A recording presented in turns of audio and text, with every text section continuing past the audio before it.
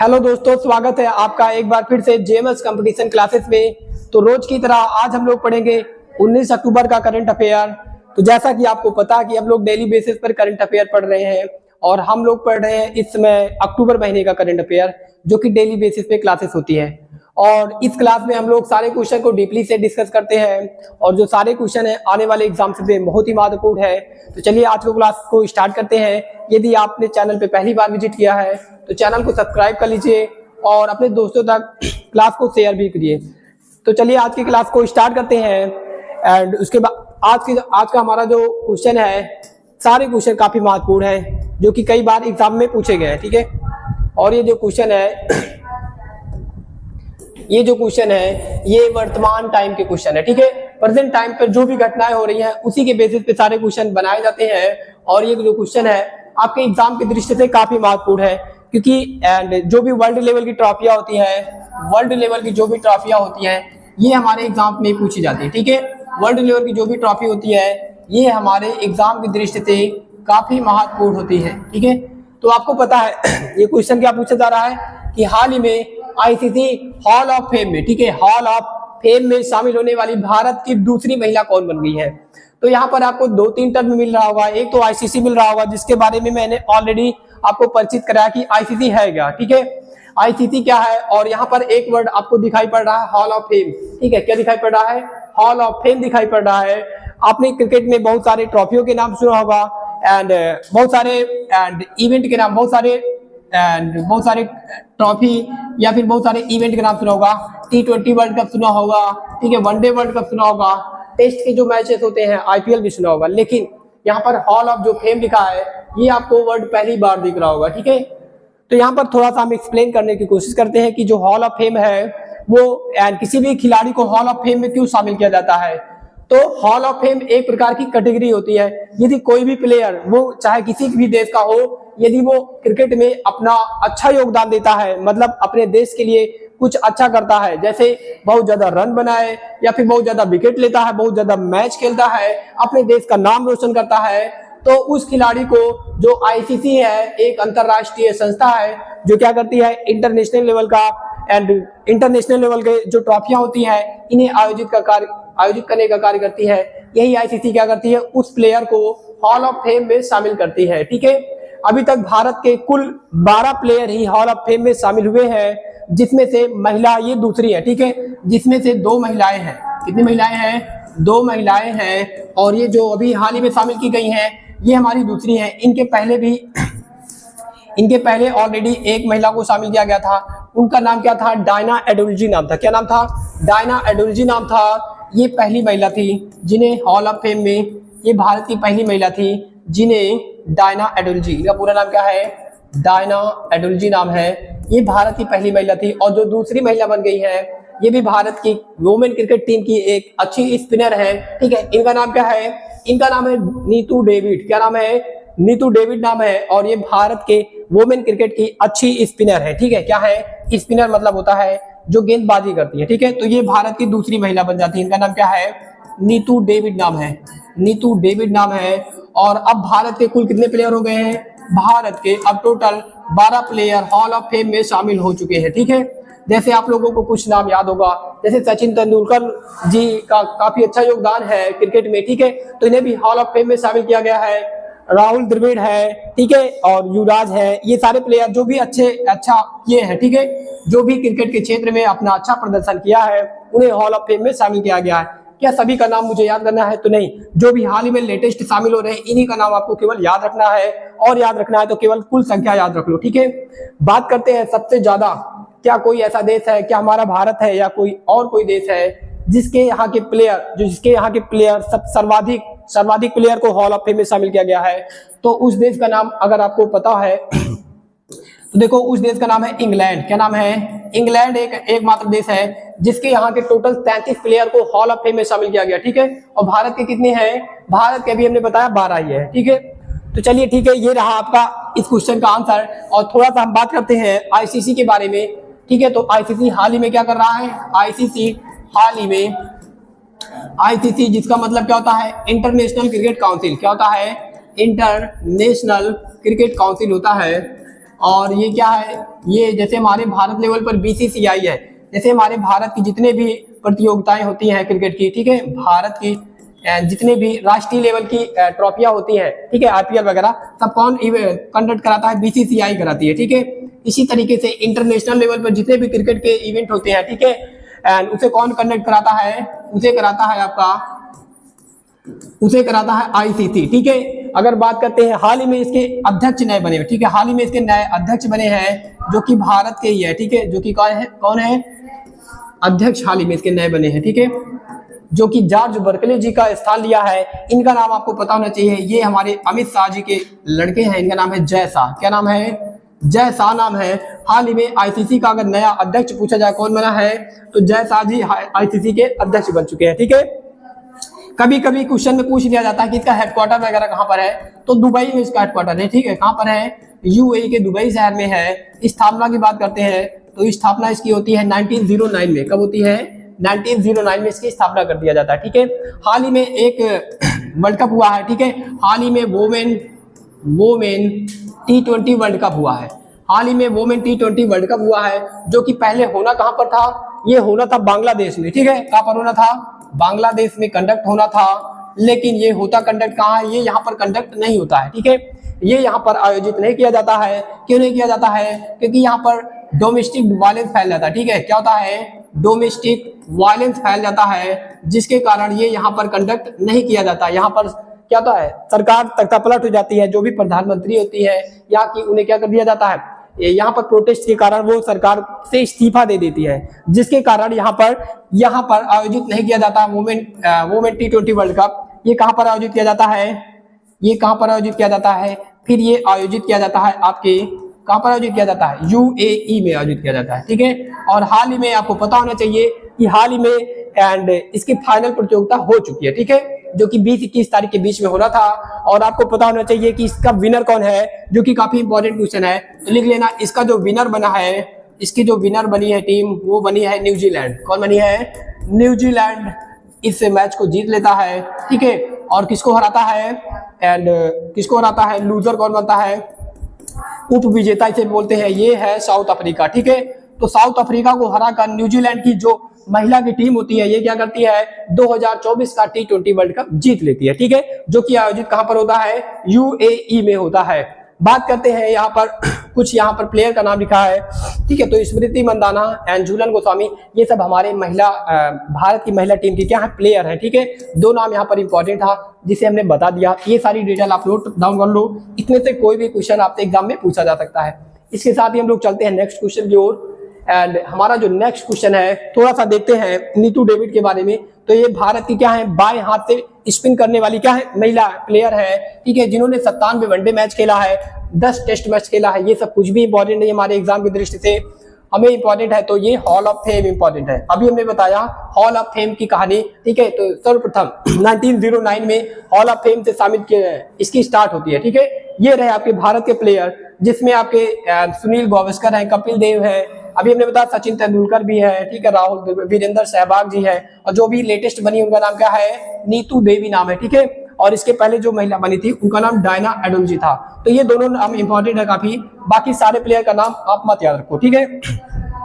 ये रहा आपका आईसीसी, ठीक है, आईसीसी ये रहा। और अभी हमने बताया आईसीसी, ठीक है। तो ये जो पुरस्कार की शुरुआत होती है 2009 से होती है, ठीक है। कब से होती है?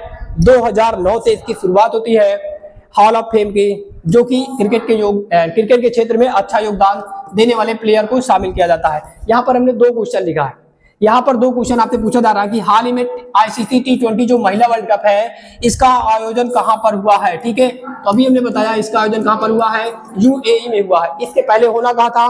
बांग्लादेश में। इसके बाद हाल ही में अगला क्वेश्चन ये पूछा गया है, जी तो ये कौन बने हैं? जय शाह, ठीक है। किसके स्थान पे बने हैं? तो जॉर्ज बर्कले, जो कि एक न्यूजीलैंड का प्लेयर था, इसके पहले वो इसका अध्यक्ष था, ठीक है। चलिए अगला जो क्वेश्चन है, ये काफी महत्वपूर्ण क्वेश्चन है, ठीक है। ये भी महत्वपूर्ण क्वेश्चन है। ये रहा आपका गुजरात, ठीक है। ये रहा आपका गुजरात, ये रहा इंडिया का कुछ मैप, ठीक है। आपको पता है कि हमारी जो भारत सरकार है वो रेलवे के क्षेत्र में दिन प्रतिदिन क्या कर रही है? अपनी ट्रेनों को अपडेट कर रही है। जैसे पहले पुराने जमाने नहीं बोल सकते, मतलब अभी वर्तमान समय से पहले, थोड़ा पहले हमारे यहाँ ट्रेन जो वंदे भारत ट्रेन है या जिसे ट्रेन 80 के नाम से जानते थे, ये ट्रेन नहीं हुआ करती थी। ठीक है, हमारे पास जो भी पुरानी कोच की ट्रेनें हैं यही चलती थी, जिसमें जो कि काफी वजन भी रहती थी, जिसके कारण उसे ज्यादा फ्यूल खर्चा करना पड़ता था। और इसके पहले जो ट्रेनें थी वो डीजल से चलती थी, अब इलेक्ट्रिक से सारी चलने लगी है। ठीक है, और इसी क्रम में पूरे वर्ल्ड में आप देखते हो, इधर चले जाते हो जापान या चाइना की तरफ, तो ये लोग बुलेट ट्रेन चला रहे हैं। ठीक है, जो कि काफी क्या होती है, काफी टाइम आपका सेविंग करती है। आपको सपोज दैट यहाँ से दिल्ली जाना है तो 12 घंटे का भी समय लग जाता है। ठीक है, एंड लेकिन भारत सरकार क्या कर रही है, ट्रेनों की स्पीड, ठीक है, स्पीड के ऊपर काम कर रही है। तो इसी क्रम में भारत क्या करती है, भारत जो सरकार है, रेलवे है, वो ट्रेन 80 को क्या करती है, प्रदर्शित करती है। ट्रेन 80 जिसे आप वंदे भारत के नाम से भी जानते हो। ठीक है, लेकिन इसकी भी वंदे जो भारत ट्रेन है इसकी भी स्पीड ज्यादा नहीं है। ठीक है, वंदे भारत जो ट्रेन है इसकी भी maximum speed 180 kilometre per hour है। ठीक है, क्या आप 180 किलोमीटर आवर की स्पीड से आप दिल्ली 2-3 घंटे या 4 घंटे पहुंच सकते हो? नहीं पहुंच सकते, क्योंकि दूरी काफी ज्यादा है, 500 किलोमीटर से ज्यादा दूरी है। तो इतनी दूरी कवर करने के लिए कम टाइम में, ठीक है, लगभग 500 किलोमीटर की दूरी कवर करने के लिए आपको कम से कम 200-250 किलोमीटर पर आवर की स्पीड की ट्रेन चाहिए। ठीक है, तो इसी क्रम में भारत क्या करती है, भारत आपको पता है भारत और जापान का संबंध काफी अच्छा है। ठीक है, भारत और जापान का जो संबंध है काफी अच्छा है। और आपको पता है कि जो अभी वर्तमान में आपके जो पीएम वहां के क्या हो गए हैं, हट गए हैं, मतलब इसके पहले जो पीएम थे, ठीक है, अभी जो पीएम बने हैं इसके पहले जो पीएम फुमियो किशिदा थे, उनके पहले एक पीएम थे जिन्हें पद्म विभूषण से भी सम्मानित किया गया था। उनका नाम था शिंजो अबे, आपने नाम सुना होगा। ठीक है, शिंजो अबे, ये अभी जो दो पीएम है इनके पहले, ठीक है, अभी जो इशिबा साहब बने हैं इनके पहले एक फुमियो किशिदा थे, उनके पहले ये थे। ठीक है, इन्हें हमारे भारत सरकार के द्वारा पद्म विभूषण से सम्मानित किया जाता है। इनकी क्या होती है, ये कहीं पर लेक्चर दे रहे होते हैं अपने देश में, इनकी गन शूट से मृत्यु हो जाती है। ठीक है, कोई इनको शूट डाउन कर देता है। ठीक है, तो ये जब प्रधानमंत्री थे तो हमारे जब भारत आए थे तो इन्होंने क्या किया था कि इन्होंने बताया था कि हम क्या करेंगे, आपके यहाँ बुलेट ट्रेन चलाने के लिए क्या करेंगे, पैसे देंगे, अपनी टेक्नोलॉजी साझा करेंगे। ठीक है, क्योंकि जापान एक बात ऐसा देश है जिसके यहाँ मैग्नेट ट्रेन चलती है। ठीक है, मैग्नेट से ट्रेन चलती है, मैग्नेट का मतलब होता है चुंबक से ट्रेन चलती है। ठीक है, पटरियों पर व्हील से, जो हमारे यहाँ व्हील रहती है ट्रेनों में, वहां पर व्हील नहीं रहती है, वहां पर मैग्नेट से ट्रेन चलती है। ठीक है, तो भारत जो जापान है वो तो बुलेट ट्रेन से भी आगे निकल चुका है। ठीक है, लेकिन अभी भारत में ना तो बुलेट ट्रेन है ना मैग्नेट ट्रेन है, कुछ भी नहीं है। ठीक है, अभी है तो क्या है, वंदे भारत है या फिर जो आम ट्रेनें चलती है ये है। ठीक है, तो जापान क्या करता है, जापान भारत को एक तो पैसे देने का, पैसे कम रेट में, ठीक है, कम ब्याज में देने का क्या करता है, एग्रीमेंट करता है, कम ब्याज में। ठीक है, पॉइंट में 9% ब्याज पे क्या करता है, पैसे देने का वादा करता है, एग्रीमेंट करता है। और इस ये जो बुलेट ट्रेन हमारे भारत में ये जो प्रोजेक्ट है, इसमें कम से कम 1 लाख करोड़ रुपए का क्या आ जाएगा, खर्चा आ जाएगा। ठीक है, जो कि पहली हमारी जो बुलेट ट्रेन चलेगी वो चलेगी साबरमती से, कहाँ चलेगी, साबरमती से यहाँ बैंड्रा तक चलेगी। ठीक है, बैंड्रा कहाँ पर है, महाराष्ट्र में है। ठीक है, कहाँ तक चलेगी, बैंड्रा एक शहर है, आपको पता होगा, यहाँ तक चलेगी। ठीक है, हमारी भारत की पहली बुलेट ट्रेन चलेगी जिसकी डिस्टेंस कुल 508 किलोमीटर है। कितनी है, 508 किलोमीटर टोटल डिस्टेंस होगी, जिसमें 12 क्या आएंगे, आपके प्लेटफॉर्म आएंगे। ठीक है, तो हाल ही में एक कंपनी चर्चा में है जिसे कॉन्ट्रैक्ट मिला है इस ट्रेन के डिब्बों को बनाने के लिए। ठीक है, बुलेट ट्रेन के जो कोच होंगे, ठीक है, इसे बनाने के लिए हाल ही में एक कंपनी को कॉन्ट्रैक्ट मिला है। इस कंपनी का आपको नाम बताना है। ठीक है, ये कंपनी काफी चर्चा में इस समय। तो आपको यहाँ पर 3 ऑप्शन दिख रहा होंगे, 3 ऑप्शन तो आपको यहाँ पर चर्चा में मतलब परिचित हो गए आप लोगों को। ठीक है, एक तो HAL, कुछ समय पहले HAL को हमने पढ़ाया था। ठीक है, इसके पहले मैंने REC को भी पढ़ाया, L&T को भी पढ़ाया। ठीक है, और अभी जो ये जो क्वेश्चन है इसको आपको बताना है कि ये जो कॉन्ट्रैक्ट है किस कंपनी को मिल सकता है। ठीक है, किसे मिला है, तो देखो HAL, आपको पता है कि HAL क्या करेगी, HAL ट्रेन वगैरह नहीं बनाती है। ठीक है, HAL भारत के लिए जितने भी उड़ने वाले, ठीक है, मतलब हमारे भारत के लिए या भारत सरकार के लिए डिफेंस के लिए क्या करती है, हवाई जहाज बनाने का कार्य करती है, टैंक बनाने का कार्य करती है, गन बनाने का कार्य करती है। और ये बिजली से संबंधित है, किससे संबंधित है, REC का मतलब होता है रूरल इलेक्ट्रिफिकेशन कारपोरेशन। ठीक है, एंड रूरल इलेक्ट्रिफिकेशन कारपोरेशन, ये आपकी 13वीं महारत्न कंपनी बनी है। और ये कौन सी बनी है, 14वीं महारत्न कंपनी बनी है। ठीक है, और L&T के बारे में भी पढ़ाया था कि हाल ही में तमिलनाडु का एक बंदरगाह है वहां पर इन्होंने क्या किया है, एक जहाज बनाया है, एक शिप बनाया है हमारी भारत सरकार के लिए, ठीक है। तो L&T कंपनी क्या करती है, भारत सरकार के लिए, भारत सरकार के रोड एंड ब्रिज बनाने का कार्य करती है, ठीक है। इसके साथ ही शिप बनाने का भी कार्य करती है, ठीक है। इसकी बहुत सारी ब्रांच कंपनी है। बची एक कंपनी जिसका नाम क्या है, भारत, इसका नाम लिख लेना, भारत अर्थ मूवर्स लिमिटेड, ठीक है। क्या नाम है, भारत अर्थ मूवर्स लिमिटेड। इसका क्या है, नाम है पूरा। इसे क्या मिला है, इसे बुलेट ट्रेन के कोच बनाने का, ठीक है, इसे क्या मिला है, बुलेट ट्रेन के कोच बनाने का कॉन्ट्रैक्ट मिला है, ठीक है। बुलेट ट्रेन के डिब्बे बनाने का क्या मिला है, मतलब पूरी बुलेट ट्रेन ही बनाने का क्या मिला है, कॉन्ट्रैक्ट मिला है, ठीक है। एंड डिब्बे या पूरी बुलेट ट्रेन बनाने का क्या मिला है, कॉन्ट्रैक्ट मिला है, जो कि लगभग 800 से 900 करोड़ का ठेका, ठीक है। 800 से 900 करोड़ रुपए का कॉन्ट्रैक्ट है, ठीक है, वो इसे ही मिला है। तो यही हाल ही में ये चर्चा में थी, तो मुझे लगा ये काफी इंपॉर्टेंट होगा आप लोगों को पढ़ाना, ठीक है। और ये जो बुलेट ट्रेन का प्रोजेक्ट है, इसमें कुल 1 लाख करोड़ रुपए का खर्च आएगा, ठीक है। भारत सरकार इन सारे ट्रेनों के अपडेट पे काम कर रही है, लेकिन ट्रेनों की पटरियों के ऊपर काम नहीं कर रही है, ठीक है। जो आए दिन एक्सीडेंट हो रहे हैं, किसके कारण हो रहे हैं, जो हमारे भारत की 90% पटरियां हैं वो क्या है, पुरानी है, क्या है, पुरानी है। और इतनी स्पीड तो बढ़ा रहे हो, लेकिन आप क्या कर रहे हो, इसकी सुरक्षा पे काम नहीं कर रहे हो, ठीक है। तो भारत सरकार को ट्रेन अपडेट से भी ज्यादा इंपॉर्टेंट क्या है, ट्रेन की पटरियों को अपडेट करना, ठीक है। अगर आप स्पीड बढ़ा दोगे तो जो ये पुरानी पटरियां हैं, अभी नॉर्मल स्पीड तो नहीं झेल पा रही है, अगर आप और स्पीड बढ़ा दोगे तो ये उखड़ के बाहर हो जाएंगे, ठीक है। आए दिन आपको एक न एक ट्रेन पलटी न्यूज में दिख जाती है, फलाने जगह उड़ीसा में पलटी है, कहीं तमिलनाडु में पलटी है, ठीक है। तो भारत सरकार को ज्यादा इंपॉर्टेंट है क्या चीज, पटरियों को अपडेट करना, ठीक है, नई पटरियों को लगाना, जिसके कारण आप फिर क्या कर सकते हो, स्पीड को बढ़ा सकते हो, ठीक है। तो ये सारे प्रोजेक्ट थे, तो सोचा मैंने आप लोगों को पढ़ा दिया जाए, ठीक है। थोड़ा सा देखते हैं BEML के बारे में। तो भारत अर्थ मूवर्स जो लिमिटेड है, ये क्या करेगी, इसे 2026 तक कंप्लीट करके देगी, ठीक है। जो कितने का प्रोजेक्ट है, 866 करोड़ रुपए का प्रोजेक्ट है, ठीक है। ये रही आपकी बुलेट ट्रेन, ठीक है, जो कि कहां से कहां तक के बीच में चलेगी, जो कि चलेगी आपकी साबरमती से बांद्रा के बीच में चलेगी। यहाँ पर हम देखते हैं थोड़ा सा, इसमें कितने स्टेशन आएंगे, क्या क्या आएंगे, ठीक है। तो देखो यहाँ पर 508 किलोमीटर की टोटल डिस्टेंस है, यहाँ से यहाँ तक बीच में साबरमती। देखो साबरमती में जो आपका वो पड़ेगा, जंक्शन पड़ेगा, वो अहमदाबाद पड़ेगा, ठीक है, अहमदाबाद पड़ेगा। तो 508 किलोमीटर की टोटल डिस्टेंस है, जिसे लगभग 2-3 घंटों में क्या कर दिया जाएगा, कवर किया जाएगा, ठीक है। अच्छा, यहाँ पर आपसे पूछा जाए कि बुलेट ट्रेन से फायदा क्या होगा, ठीक है, लाभ क्या होगा, तो बता सकते हो आप लोग भी लाभ क्या होगा, ठीक है। टाइम की, पहली बात तो टाइम की बचत होगी, ठीक है। किसकी बचत होगी, टाइम की बचत हो जाएगी। और इसके साथ साथ ही जितने भी आपको स्किल जो वर्कर है उनको काम मिल जाएगा, ठीक है।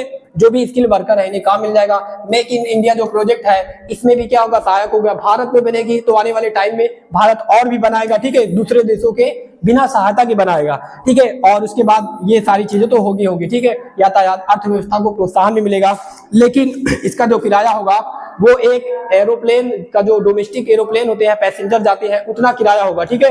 तो बताओ, अगर कोई एरोप्लेन का इतना किराया है, बुलेट ट्रेन का भी है, तो कौन किससे यात्रा करेगा, एरोप्लेन से करेगा या बुलेट ट्रेन से करेगा, एरोप्लेन से करेगा ना, क्योंकि उतना किराया आप एरोप्लेन से भी दे रहे हो, टाइम उतना, और सेफ कौन रहेगा, सेफ एरोप्लेन ज्यादा रहेगी, ठीक है। चलो ठीक है, ये देखो ये कितने लाख करोड़ का प्रोजेक्ट है, लगभग 1 लाख करोड़ का क्या है ये प्रोजेक्ट है, ठीक है। जिसमें कितने ब्रिज आएंगे, क्या आएंगे, ये सारी चीजें मैंने यहाँ पर इंक्लूड कर दिया, पढ़ना होगा पढ़ लेना। एंड नेक्स्ट जो हमारा क्वेश्चन है, अगला जो हमारा क्वेश्चन है क्या है, हाँ, यहाँ पर द्रौपदी मुर्मू, ठीक है, द्रौपदी मुर्मू। तो आप लोग देख लेना। देखो हाल ही में क्या किया गया है, डॉक्टरेट के मानद की उपाधि से सम्मानित किया गया, ठीक है। तो जैसा कि हमने आपको पढ़ाया था कि 16 से 19 तारीख के बीच में हमारी भारत की ये पहली राष्ट्रपति होंगी, भारत की पहली महिला राष्ट्रपति होगी, ठीक है। भारत की पहली महिला राष्ट्रपति होगी, जो किसी अफ्रीकी देशों में क्या गई हैं, भ्रमण करने के लिए गई हैं, भ्रमण का मतलब गई हैं, ठीक है।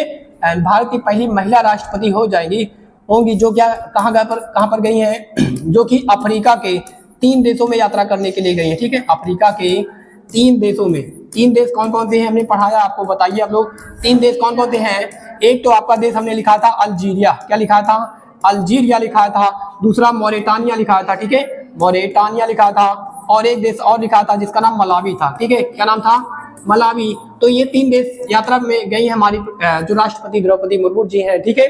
तो किसी देश का राष्ट्राध्यक्ष अगर दूसरे देश जाता है, और जैसे अभी हमारे प्रधानमंत्री अमेरिका जाते हैं या रूस जाते हैं, तो उन्हें वहां के सर्वश्रेष्ठ ऑनर से क्या किया जाता है, अवार्ड से सम्मानित किया जाता है। क्यों किया जाता है? क्योंकि आप अगर उन्हें सम्मानित करोगे तो इससे एक दूसरे के रिश्ते और ज्यादा क्या होते हैं, अच्छे हो जाते हैं, ठीक है। वहां का राष्ट्राध्यक्ष अगर आपके यहाँ आएगा तो आप भी क्या करोगे, सम्मानित करोगे, और आपका राष्ट्राध्यक्ष वहां पर जाएगा तो वो भी सम्मानित करते हैं। इससे एक दूसरे के रिश्ते में बढ़ावा मिलता है या फिर काफी अच्छा रिश्ता हो जाता है, ठीक है।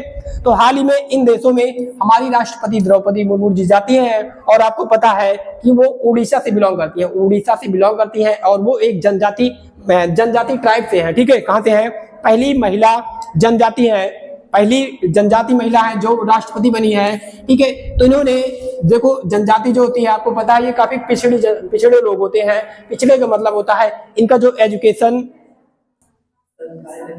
तो मैं ये बता रहा था कि जो हमारी राष्ट्रपति द्रौपदी मुर्मू जी है, इन्होंने ये जनजाति से बिलोंग होने के बावजूद भी ये क्या करती है, ये सारी परेशानियों को न देखते हुए ये उड़ीसा के भुवनेश्वर से पॉलिटिकल साइंस से क्या करती हैं, ग्रेजुएशन अपना कंप्लीट करती हैं, और इन्हीं पॉलिटिकल साइंस में इनको क्या किया गया है, डॉक्टरेट के पद से सम्मानित किया गया, ठीक है।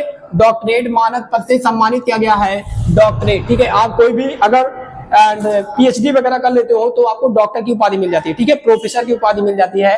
तो इन्हें ग्रेजुएशन कंप्लीट करने के, ठीक है, पॉलिटिकल साइंस में ग्रेजुएशन कंप्लीट इन्होंने किया था, इसीलिए ये कहां पर, इसीलिए इन्हें क्या किया गया है, मानद डॉक्टरेट के पद से सम्मानित किया गया है। और ये हमारे भारत में नहीं किया गया है, इन्होंने ये यात्रा कर रही है इस समय अल्जीरिया के, ठीक है, कहां पर कर रही है, अल्जीरिया की कर रही है। इसी अल्जीरिया में क्या किया गया, इन्हें सम्मानित किया गया, ठीक है। तो आपको देश का नाम याद रखना है कि भारत के राष्ट्रपति को किस देश ने डॉक्टरेट ऑफ मानद के पद से सम्मानित किया है, ठीक है, किस क्षेत्र में किया है, पॉलिटिकल साइंस में, राजनीति विज्ञान में किया है। तो यहाँ पर देश का नाम आपको दिख रहा होगा, इसका नाम क्या है, अल्जीरिया नाम है, क्या नाम है, अल्जीरिया नाम है। अल्जीरिया ये क्या है, अफ्रीका महाद्वीप का सबसे बड़ा देश है, ठीक है, अफ्रीका महाद्वीप का सबसे बड़ा देश है, ठीक है, जहां की पॉपुलेशन लगभग 44 करोड़ है, ठीक है। और बात करते हैं यहाँ पर, तो यहाँ पर अल्जीरियाई दिनार यहाँ पर क्या चलती है, करेंसी चलती है, ठीक है। इतना सारी चीजें आप लोग नोट डाउन कर लो, नाम याद रखो देश का, ठीक है। तो एंड इन्हें क्या किया गया है, राजनीति विज्ञान में क्या किया गया है, राजनीति विज्ञान में सम्मानित किया गया है, ठीक है, हमारी राष्ट्रपति द्रौपदी मुर्मू जी को, ठीक है। ये रही राष्ट्रपति द्रौपदी मुर्मू जी, ठीक है, और ये रही न्यूज आपकी, ठीक है। और थोड़ा सा बात करते हैं अल्जीरिया की, ठीक है, थोड़ा सा बात करते हैं अल्जीरिया की। तो अल्जीरिया के बारे में देखो, ये रहा अल्जीरिया का मैप, ठीक है, ये रहा अल्जीरिया का मैप। बात करते हैं अल्जीरिया के नॉर्थ में, तो अल्जीरिया के नॉर्थ में आपको दिख रहा है कौन सा सागर दिख रहा है, मेडिटेरियन या भूमध्य सागर दिख रहा है, ठीक है, मेडिटेरियन सी दिख रहा है। और इसके बगल में अगर बात करें कौन सा देश है, तो देखो इसके बगल में है आपका मोरक्को है, ठीक है, और उसके बाद इसके बगल में कौन सा देश है, मोरक्को है। मोरक्को के ऊपर हमने एक जलसंधि पढ़ाया था जो कि भूमध्य सागर को अटलांटिक महासागर से क्या करती है, अलग करती है, ठीक है।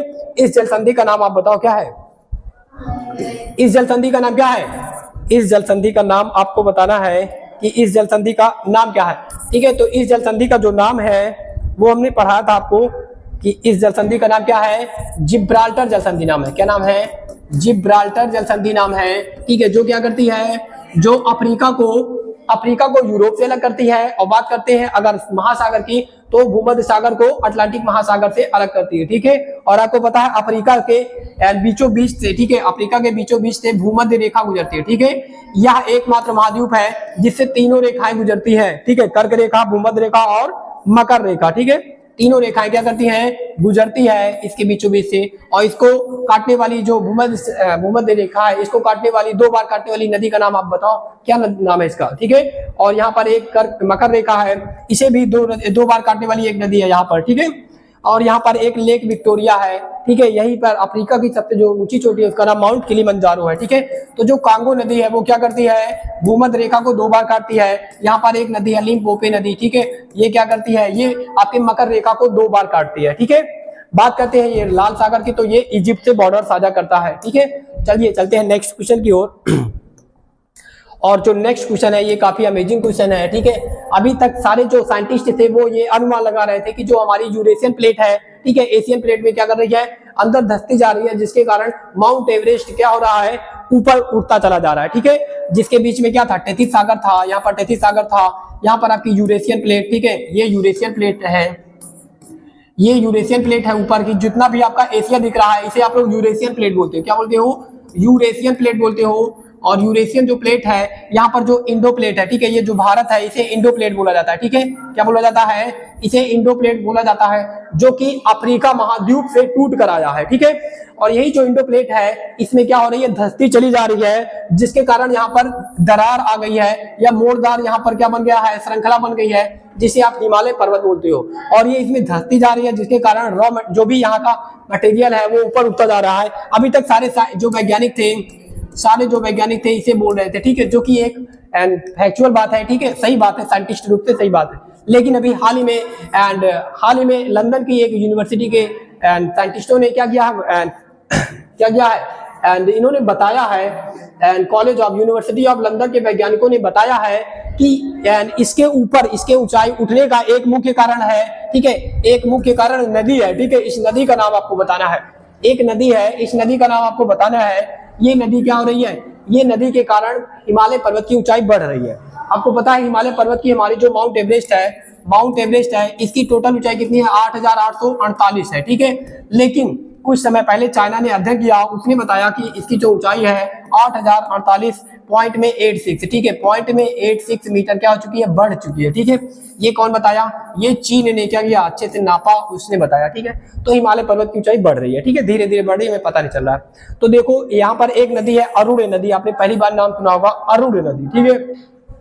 अरुण नदी है, ये क्या है, इसके ऊंचाई बढ़ने का जो मुख्य कारण है अरुण नदी है। अरुण नदी के कारण क्या हो रहा है, हिमालय पर्वत की ऊंचाई बढ़ रही है। यहाँ पर सांगपो नहीं लिखा, यहाँ पर सांगपो है, क्या है, यहाँ पर सांगपो है।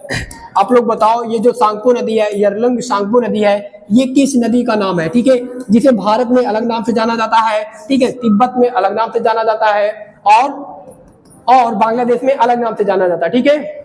बताओ क्या नाम है इसका, हाँ, ब्रह्मपुत्र नदी नाम है, ठीक है, इसका नाम क्या है, ब्रह्मपुत्र नदी नाम है। और बात करते हैं सिंधु नदी तंत्र के बारे में, आप जानते हो, गंगा नदी तंत्र के बारे में भी जानते हो, ये हमारे उत्तर भारत के प्रमुख नदी तंत्र के अंतर्गत आती है, ठीक है। तो अरुण नदी जो कि चोटी से 75 किलोमीटर दूर है, ठीक है। तो शोधकर्ताओं ने इसी का मुख्य रीजन बताया है, ठीक है। तो ये आपका हिमालय पर्वत जो कि अभी हाल ही में चर्चा में है, ठीक है, अपनी ऊंचाई के कारण।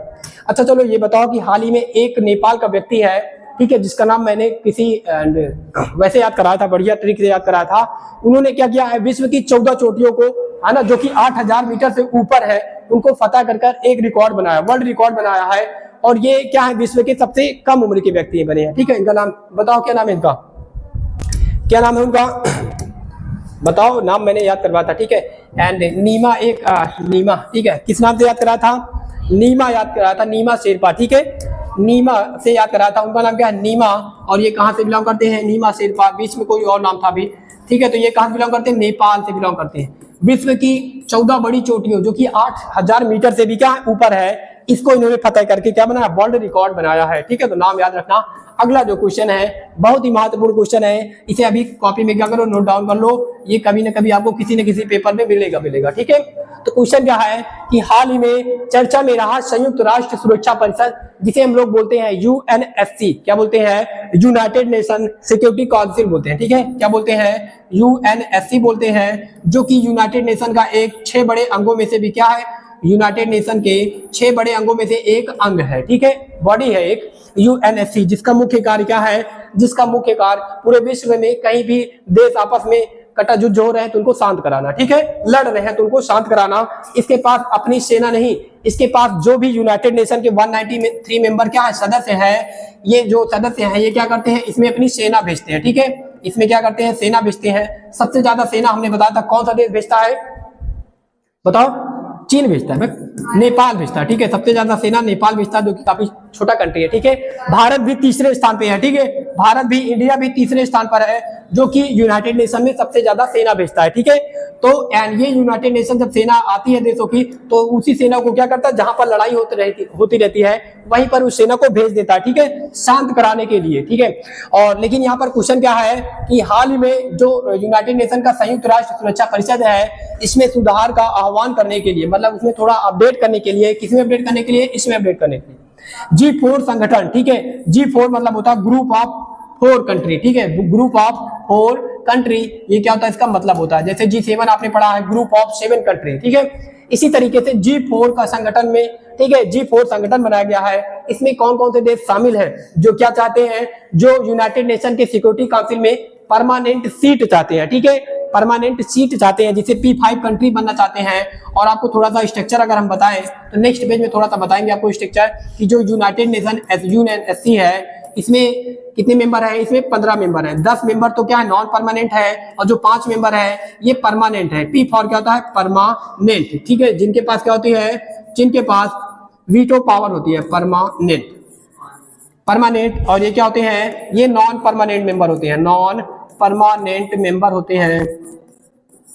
परमानेंट का मतलब होता है ये एक बार बन गए ना तो ये कभी चेंज नहीं होगी। और नॉन परमानेंट मेंबर क्या है, इन्हें क्या मिलता है, इन्हें टाइम मिलता है कि आप 2-3 साल के लिए बनोगे, फिर इसके बाद आपके स्थान पे कोई दूसरा आ जाएगा, ठीक है।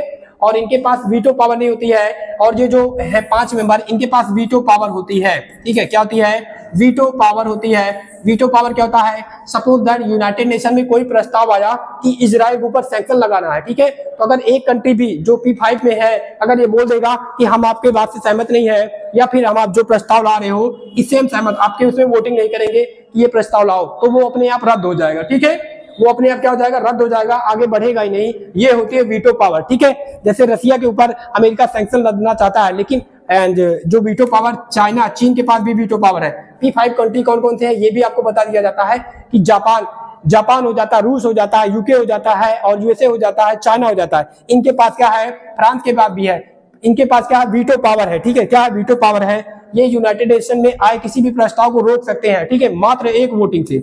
ये होती है वीटो पावर। नॉन परमानेंट ये तो जो है 2-4 के आप 5 मिल जाए तब पर भी जो प्रस्ताव होगा वो पास हो जाएगा, ठीक है। तो नॉन परमानेंट, जो नॉन परमानेंट में है, भारत भी नॉन परमानेंट में है, इसमें नहीं है, ठीक है। इसी में आना चाहता है कि भारत विश्व की लगभग 17-18% आबादी का नेतृत्व करता है और इसे वीटो पावर नहीं मिली है। इसी को पाने के लिए कुछ जो कंट्री है ये ग्रुप बना लिए है कि हम एक साथ बोलेंगे, ठीक है, क्या करेंगे, एक साथ बोलेंगे, और इन्हीं ग्रुप का आपको नाम बताना है कि इसमें कौन कौन शामिल हो सकता है, ठीक है। तो आपको कुछ मैंने ग्रुप पढ़ाया था, आप इसका आंसर आप उससे भी बता सकते हो। कुछ ग्रुप अगर आप पढ़े हो तो उसे क्या करो, एलिमिनेट कर दो, ठीक है, इस ऑप्शन को क्या कर दो, हटा दो। जैसे नॉट तो नहीं हो सकता, ठीक है, एंड यहाँ पर आप पढ़े हो कि USA, Japan, Australia and India, ठीक है। एंड एक मैंने संगठन पढ़ाया था जिसमें इन सारे कंट्रियों को पढ़ाया था, ठीक है। आप लोग बताओ उस संगठन का नाम क्या है। इसका नाम पढ़ाया था क्वाड। क्या पढ़ाया था, क्वाड, जिसमें कौन कौन शामिल है, यूएसए शामिल है, जापान शामिल है, ऑस्ट्रेलिया शामिल है और इंडिया शामिल है, ठीक है, ये क्वाड में है।